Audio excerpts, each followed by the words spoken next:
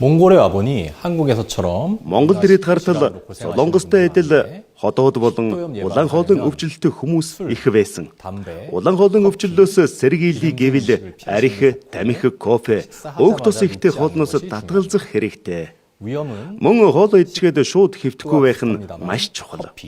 Ходоодны өвчлөлөөс урьдчилан сэргийлэхэд улаан хоолойтой адилаар кофе, арих, тамхинаас зайлсхийх хэрэгтэй. Тэр дундаа тамхинаас татгалзах нь чухал.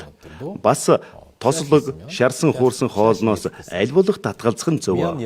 Одоодны өрөвслийг сэтрэх хоолны хувьд тавс ихтэй хоол буюу шорвог хоол хүнс, шарсан, хуурсан, дүлэгдсэн хоолноос зайлсхийх хэрэгтэй юм.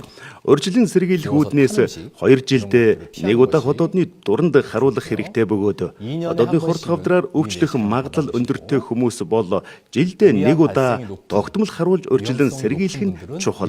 Хурд хавдар илрүүлсэн ч гэсэн анхан шатанд нь илрүүлж чадвал 90% нь бүрэн идэх боломжтой байдаг. Тиймээс урьдчилан сэргийлэх нь хамгийн чухал юм аа. 완치시킬 수 있는 병입니다. 미리미리 검사하는 것이 가장 중요한 질병이 되겠습니다.